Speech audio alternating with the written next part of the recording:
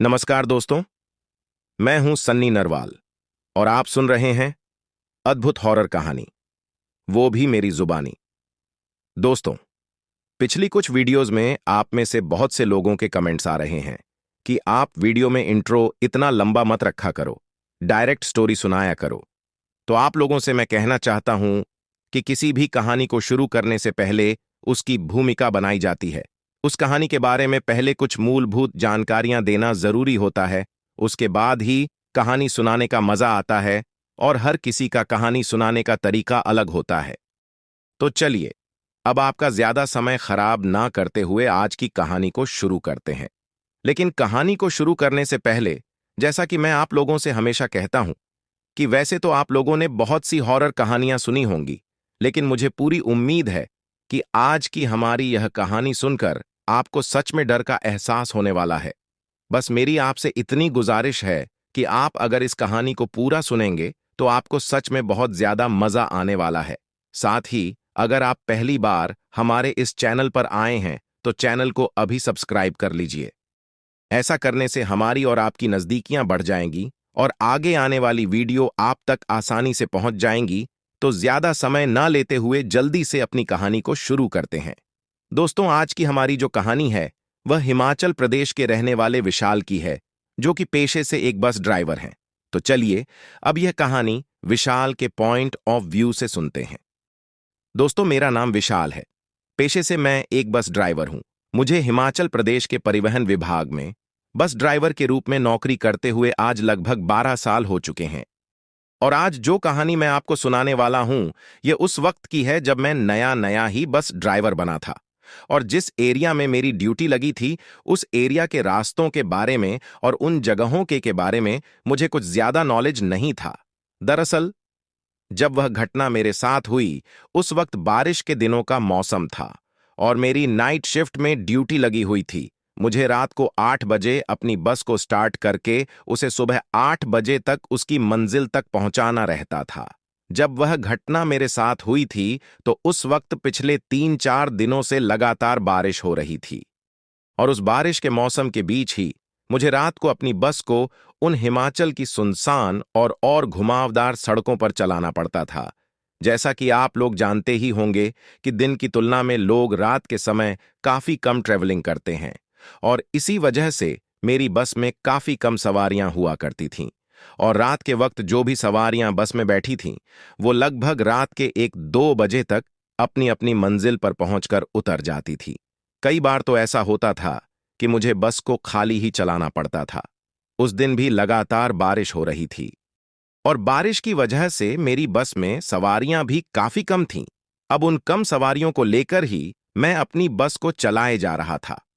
तभी मुझे आगे आने वाले गांव के बस स्टैंड पर अपनी बस को कुछ समय के लिए रोकना था, क्योंकि उस बस स्टैंड से मेरी बस का जो कंडक्टर था उसकी ड्यूटी खत्म होने वाली थी और उसकी जगह कोई दूसरा बस कंडक्टर आने वाला था, या मैं यूं कहूं कि आने वाली थी।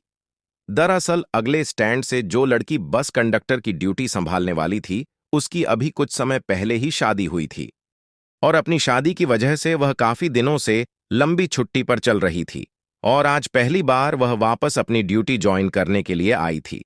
इसके बारे में मुझे पहले ही जानकारी दे दी गई थी। इससे पहले भी मैं उस लड़की के साथ 3-4 महीने तक काम कर चुका था। उसका नाम प्रियंका था और वह बोल चाल में काफी अच्छी थी। रात के वक्त उससे बातें करते करते सफर कब कट जाता था, इसका पता ही नहीं चलता था। लेकिन उस दिन जब प्रियंका ने उस बस स्टैंड से अपनी ड्यूटी को ज्वाइन किया, तो उसके बस में चढ़ने के बाद मुझे उसका बर्ताव कुछ अलग ही लग रहा था। उसने अपने चेहरे पर अपने दुपट्टे से एक बड़ा सा घूंघट निकाल रखा था और वह बस में बैठी सवारियों पर भी काफी ज्यादा चिल्ला रही थी। मैंने उसके बर्ताव को देखकर सोचा कि शायद घर पर कुछ प्रॉब्लम चल रही होगी, जिसकी वजह से प्रियंका का स्वभाव आज थोड़ा उखड़ा हुआ है। लेकिन मुझे क्या पता था कि आज मेरे साथ एक ऐसी घटना होने वाली है जिसके बारे में मैंने कभी कल्पना भी नहीं की थी। अब मैंने बस चलाते हुए जब अपने हाथ में पहनी हुई घड़ी में टाइम देखा तो उस वक्त रात के 11 बज रहे थे।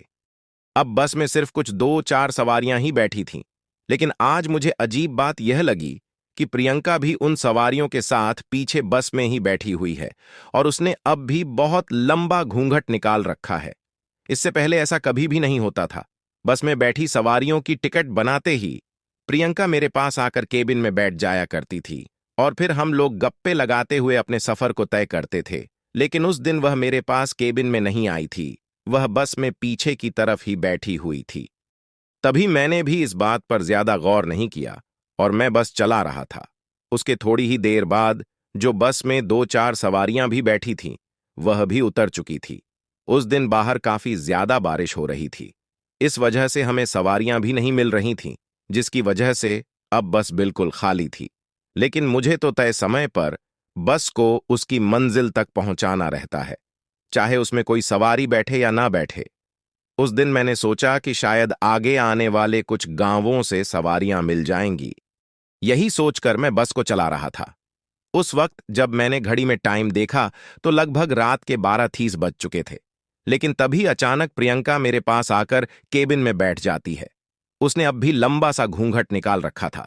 तभी मैंने उससे कहा कि अरे प्रियंका, कैसी हो तुम? और आज तुमने इतना लंबा यह घूंघट क्यों निकाल रखा है? यहां थोड़ी कोई तुम्हारा ससुराल है जो तुमने इतना बड़ा घूंघट निकाल रखा है। लेकिन इस पर वह मुझे कोई जवाब नहीं देती है। इसके बाद मैं उसे फिर से पूछता हूं कि क्या हुआ, तुम आज इतनी चुप क्यों हो? तभी वह बिना घूंघट ऊपर उठाए ही मुझसे कहती है कि तुम चुपचाप अपना काम करो, मुझसे ज्यादा मुंह लगने की जरूरत नहीं है। तभी उसकी इस बात का मुझे थोड़ा बुरा लगा और अब उससे बिना बोले ही मैं बस चल रहा था। लेकिन आज उसकी आवाज कुछ बदली बदली सी सुनाई दे रही थी। ऐसा लग रहा था जैसे कि उसका गला पूरी तरीके से बैठा हुआ हो। वह बहुत ही अजीब और खसरा हुई आवाज में बोल रही थी। तभी पता नहीं थोड़ी देर बाद ही मुझे फिर से क्या खुजली हुई कि मैंने उसे फिर से कहा कि अरे प्रियंका, शादी की मिठाई नहीं लेकर आई क्या? तभी उसने फिर से उस अजीब सी आवाज में मुझसे कहा कि लाई हूं ना, क्या तुम वह खाओगे जो मैं लेकर आई हूं? तभी मैंने उससे कहा कि अरे क्यों नहीं, अगर तुम खिलाओगी तो मैं जरूर खाऊंगा। मेरे इतना कहते ही उसने अपने बैग से कुछ निकाला और मेरे सामने रख दिया। उसने जो अपने बैग से मुझे खाने के लिए दिया, उसे देखकर मेरे तो होश ही उड़ गए। तभी मैं उससे कहता हूं कि अरे प्रियंका, यह कैसा मजाक है और यह तुम्हें कहाँ मिला? और ऐसी चीजों को तुम अपने पास क्यों रखती हो? इतनी रात को भला ऐसे कोई मजाक करता है क्या? दरअसल उसने अपने बैग से एक इंसान के कंकाल की मुंडी निकालकर मेरे सामने रख दी थी, जिसको देखकर मैं बहुत ज्यादा डर गया था। अभी उसको मैं यह सब कह ही रहा था कि तभी अचानक वह मुझसे कहती है कि क्या हुआ, तुमने ही तो कहा था कि मैं जो तुमको दूंगी वह तुम खाओगे, तो अब इसे तुम्हें खाना पड़ेगा। उसके बाद मैं उससे कहता हूं कि तुम कैसी बात कर रही हो, भला कोई इंसान की हड्डियां कैसे खा सकता है? तो वह मुझसे कहती है कि अगर मैं खा सकती हूं तो तुम क्यों नहीं खा सकते? और अगर तुम नहीं खा सकते हो तो आज मैं तुम्हें हमेशा हमेशा के लिए अपने साथ लेकर जाऊंगी और मेरे साथ चलकर तुम भी मेरे जैसा बन जाओगे और उसके बाद तुम आसानी से इंसानी हड्डियों को खा लोगे। तभी मैं उससे कहता हूं कि अरे, तुम ये कैसी बातें कर रही हो? आखिर आज तुम्हें हो क्या गया है? लगता है इतने दिन घर पर छुट्टी काटकर आने की वजह से तुम्हारा दिमाग सटिया गया है। अभी मैं उससे यह सब इसलिए कह पा रहा था क्योंकि उसने वह लंबा सा घूंघट निकाल रखा था और आगे मेरे साथ क्या होने वाला था मुझे इसके बारे में कुछ भी अंदाजा नहीं था। मेरे इतना कहने पर वह अचानक से मुझे एक अजीब सी भारी आवाज में रहती है कि दिमाग मेरा नहीं बल्कि तेरा सटिया गया है, जो तू मेरे सामने इतना ज्यादा बोल रहा है, वरना किसी की भी हिम्मत नहीं होती कि मेरे सामने एक शब्द भी बोल पाए। तभी मैं उसकी इस बात को थोड़ा मजाक में ले लेता हूं और उससे कहता हूं कि तुम में ऐसा क्या है जो तुम्हारे सामने कोई बोल नहीं पाता? मैं तो आसानी से बोल पा रहा हूं। मेरी यह बात सुनकर वह मुझसे कहती है कि अब तू ज्यादा बोल नहीं पाएगा और मुझसे इतना कहकर वह जोर जोर से एक अजीब तरीके की आवाज में हंसने लगती है और उसके बाद उसने अचानक से अपने सिर के ऊपर से वह अपना दुपट्टे से निकाला हुआ घूंघट हटा दिया। उसके द्वारा घूंघट हटाते ही जैसे ही मेरी नजर उसके ऊपर गई तो उसकी तरफ देख ही मेरी तो हालत ही खराब हो गई। उस वक्त मुझे यह समझ ही नहीं आ रहा था कि यह मेरे सामने क्या बैठा है और अगर इसकी यह हालत है तो फिर यह बोल कैसे पा रही है। इसके साथ ही अचानक से मेरे पूरे शरीर से डर के मारे पसीना निकलने लगता है और मेरे हाथ पैर कंपन करने लगते हैं। दरअसल जैसे ही उसने अपना घूंघट उठाया तो मैंने देखा कि उसका सर ही नहीं है, उसका सिर्फ शरीर का धड़ ही मेरे सामने बैठा है। उसका सिर कटा हुआ था और उसकी कटी हुई ग से अब लगातार खून बहने लगा था, जिसकी वजह से मेरी बस के पूरी केबिन में चारों तरफ खून ही खून हो गया था। अब यह देखकर मैं समझ गया था कि यह प्रियंका नहीं है, और अगर इसकी यह हालत है तो फिर यह बोल कैसे पा रही है। इसके साथ ही अचानक से मेरे पूरे शरीर से डर के मारे पसीना निकलने लगता है और मेरे हाथ पैर कंपन करने लगते हैं। दरअसल जैसे ही उसने अपना घूंघट उठाया तो मैंने देखा कि उसका सर ही नहीं है, उसका सिर्फ शरीर का धड़ ही मेरे सामने बैठा है। उसका सिर कटा हुआ था और उसकी कटी हुई ग से अब लगातार खून बहने लगा था, जिसकी वजह से मेरी बस के पूरी केबिन में चारों तरफ खून ही खून हो गया था। अब यह देखकर मैं समझ गया था कि यह प्रियंका नहीं है, बल्कि प्रियंका का रूप लेकर कोई भूत प्रेत या फिर कोई आत्मा या छलावा है। इसके चंगुल में आज मैं बुरी तरीके से फंस चुका हूं और आज मेरा जिंदा बच पाना नामुमकिन है। अब मैं मेरे मुंह से कुछ बोलना चाहता था, लेकिन मेरे हलक से आवाज ही नहीं निकल रही थी।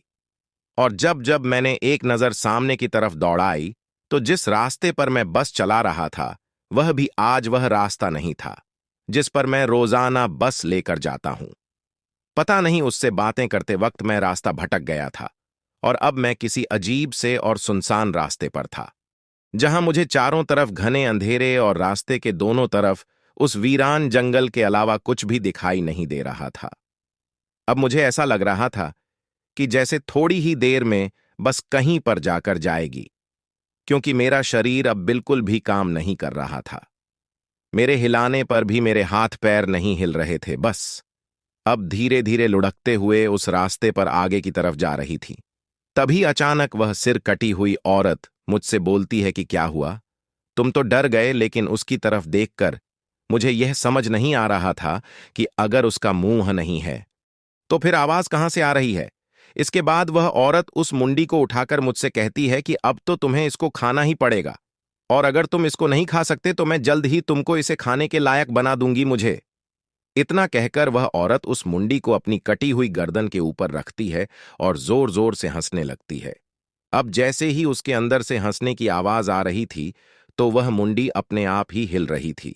उस मुंडी को देखकर ऐसा लग रहा था जैसे कि उसमें जान आ गई हो। अब वह मुंडी अपने आप ही इधर उधर घूम रही थी, जैसे कोई इंसान अपनी गर्दन को इधर उधर घुमाकर देखता है। ठीक वैसे ही वह मुंडी भी इधर से उधर घूम रही थी। अभी मैं उसकी तरफ एकटक देख ही रहा था, तभी अचानक मुझे मेरे कानों में एक जोर का धमाका सुनाई देता है। उस धमाके के साथ ही मेरे शरीर में एक जोर का झटका सा लगता है और उसके बाद मैं वहीं पर बेहोश हो जाता हूं। लेकिन जब मेरी आंखें खुलती हैं तो मैं देखता हूं कि मैं उस सुनसान वीरान रास्ते की उस सड़क पर पड़ा हुआ हूं, और मेरी जो बस है वह मेरी आंखों के सामने ही एक पेड़ के पास खड़ी है। और जब मैंने थोड़ा अपनी गर्दन को ऊपर करके देखा तो मेरे पैरों की तरफ देखकर मुझे ऐसा लगा कि जैसे कोई मुझे घसीट कर बस से यहां तक लेकर आया है, क्योंकि वहां पर पूरी सड़क पर खून लगा हुआ था और वह खून मेरे कपड़ों पर भी लगा हुआ था, जिसको देखकर मैं समझ गया था कि बस के केबिन से मुझे यहां तक घसीट कर लाया गया है। लेकिन अब मुझे यह समझ नहीं आ रहा था कि अगर वह सरकटी औरत ही मुझे यहां तक घसीट कर लाई है तो उसने अब तक मुझे जिंदा क्यों छोड़ रखा है।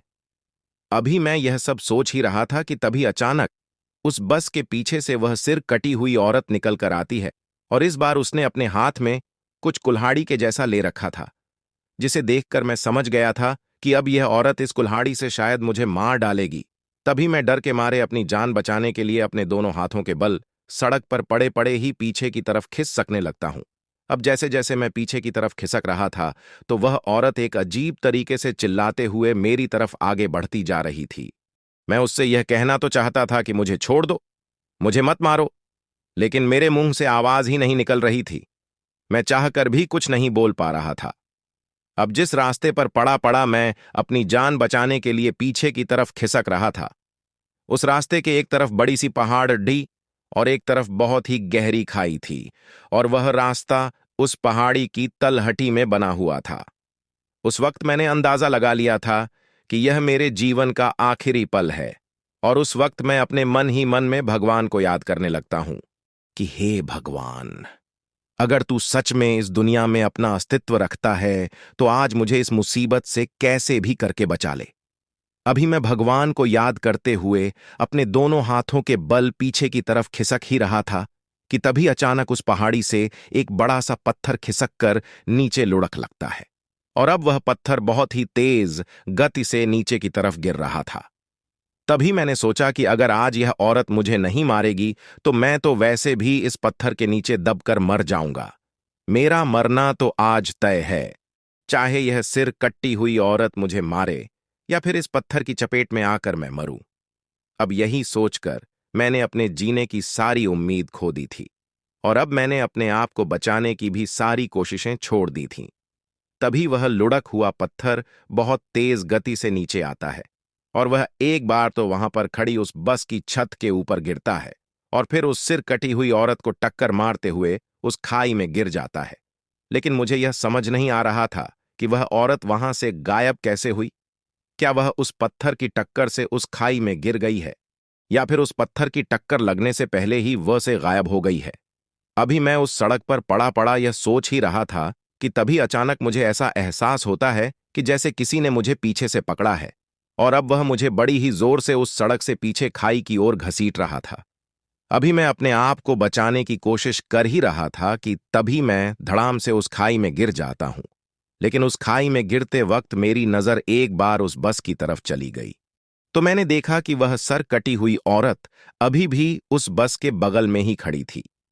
पर अगर वह औरत उस वक्त भी उस बस के पास ही खड़ी थी, तो फिर मुझे घसीट कर उस खाई में किसने गिराया, यह मुझे समझ नहीं आ रहा था। अब जैसे ही मैं उस खाई में गिरता हूं तो मैं बेहोश हो जाता हूं। लेकिन बेहोश होने से पहले मुझे यह एहसास हो गया था कि मैं उस खाई में किसी पानी में गिरा हूं, जैसे कि उस खाई में कोई नदी बह रही हो और मैं उस नदी में गिर गया हूं। मुझे ठीक ऐसा ही एहसास हुआ, लेकिन उसके बाद मैं बेहोश हो गया, और उससे आगे मेरे साथ क्या हुआ मुझे कुछ भी याद नहीं। लेकिन जब मेरी आंख खुली तो मैं किसी के घर में लेटा हुआ था, और उस वक्त मुझे मेरे कानों में भेड़ों के मिनमाने की आवाज सुनाई दे रही थी। अभी मैं बिस्तर से उठने की कोशिश कर ही रहा था कि तभी अचानक वहां पर एक आदमी आता है, और वह मुझसे आकर कहता है कि अरे उस्ताद, आप लेटे रहिए, आप अभी उठने की स्थिति में नहीं है। तभी मैं उससे पूछता हूं कि तुम कौन हो और मैं यहां पर कैसे आया। तभी वह आदमी मुझसे कहता है कि उस्ताद, मैं तो एक चरवाहा हूं जो इन हिमाचल की पहाड़ियों में अपनी भेड़ों को चराने का काम करता हूं। लेकिन मैं आपके बारे में अच्छी तरीके से जानता हूं कि आप हमारे गांव से जो रोजाना बस गुजरती है उसके ड्राइवर हो। मैंने पहले भी आपको कई बार देखा है, क्योंकि मैं कई बार आपके साथ उस बस में सफर कर चुका हूं। लेकिन मैं उस आदमी से कहता हूं कि मैं तो आपको नहीं जानता, क्योंकि रोजाना बस में कई सवारियां बैठती और उतरती हैं। अब मुझे हर किसी का चेहरा याद नहीं रहता। तब वह आदमी मुझसे कहता है कि कोई बात नहीं उस्ताद। फिर वह आदमी मुझसे पूछता है कि आप मुझे यह बताइए कि आप उस खाई में कैसे गिरे, क्या आपका कोई एक्सीडेंट हो गया था। तब मैंने उस आदमी को मेरे साथ हुई सारी घटना के बारे में बताया। तब उस आदमी ने मुझसे कहा कि उस्ताद, आप इसे कोई भगवान का कर ही मानो जो कल रात आपकी जान बच गई, वरना मैंने सुना है कि उस पहाड़ी वाले रास्ते पर एक छलावा रहता है जो अलग अलग रूप बदल कर लोगों को पहले तो रास्ता भटका है और फिर उन्हें किसी सुनसान रास्ते पर ले जाकर मार देता है। इसी वजह से हम चरवाहे लोग भी कभी भी उस रास्ते की तरफ अपनी भेड़ों को लेकर नहीं जाते, और अगर जाते भी हैं तो शाम होने से पहले पहले ही अपने घर की तरफ लौट आते हैं, क्योंकि रात के वक्त उधर जाना खतरे से खाली नहीं है। तभी मैंने उस चरवाहे से पूछा कि आखिर तुमने मेरी जान कैसे बचाई और मैं तुम्हें कहाँ मिला। तो उस चरवाहे ने मुझसे कहा कि उस्ताद, मैं तो अपनी भेड़ों को पानी पिलाने के लिए उस नदी की तरफ लेकर गया था, पर तभी आप मुझे उस नदी के पानी में बहते हुए नजर आए। पहले तो मैंने सोचा कि शायद कोई मर गया है और यह उसी की लाश है, पर जब मैंने आपको पानी से बाहर निकाला तो आपका चेहरा देखकर मैं आपको पहचान गया था कि यह तो वही उस्ताद है जो अपने गांव में चलने वाली बस के ड्राइवर हैं। उसके बाद मैं आपको कल रात ही अपने घर लेकर आ गया था, पर उस वक्त से लेकर अब तक आप बेहोशी की हालत में ही थे। वो तो अच्छा हुआ कि आपको होश आ गया, वरना मैं तो अभी पुलिस में जाकर आपकी रिपोर्ट कराने ही वाला था। फिर मैंने उस चरवाहे को धन्यवाद दिया, लेकिन तभी मैंने मेरी आत्मसंतुष्टि के लिए एक बार मेरा फोन निकालकर जो मेरे साथ कंडक्टर थी, जिसका नाम प्रियंका था और जिसका रूप लेकर आज वह छलावा मेरी बस में बैठा था, उसको फोन करना चाहा। लेकिन जब मैंने फोन निकालने के लिए अपनी जेब में हाथ दिया तो मेरी जेब में मेरा फोन नहीं था। तभी मैंने सोचा कि शायद वह नदी में गिरते वक्त कहीं पर गिर गया होगा। और उसके कुछ दिन बाद जब मैंने पता किया तो मुझे पता चला कि उन दिनों प्रियंका ने कुछ दिनों की छुट्टी और ले ली थी और वह तो अब तक भी वापस ड्यूटी पर नहीं आई है। लेकिन मुझे आज तक भी एक बात समझ नहीं आई कि उस खाई से नदी में गिरते वक्त जब मैंने देख था तो वह छलावा वहीं पर बस के बगल में खड़ा था। तो अगर वह उस बस के बगल में खड़ा था तो फिर मुझे पीछे घसीटकर खाई में किसने गिराया? आखिर वह कौन था जिसने अपने दोनों हाथों से मुझे पीछे से पकड़ा और मुझे घसीटकर उस खाई में गिरा दिया था? यह बात मुझे आज तक भी समझ में नहीं आई है। आप लोगों को क्या लगता है कि वह कौन होगा? तो दोस्तों, ये थी हमारी आज की कहानी। कहानी आपको कैसी लगी कमेंट बॉक्स में कमेंट करके जरूर बताना। फिलहाल चलता हूं, बस आप अपना और अपने परिवार का ख्याल रखें। और अगर अभी तक भी चैनल को सब्सक्राइब नहीं किया है तो कृपया करके चैनल को सब्सक्राइब कर लीजिए। आपका यह छोटा सा सहयोग हमें आपके लिए ऐसी ही कहानियां लाने के लिए प्रोत्साहित करता है।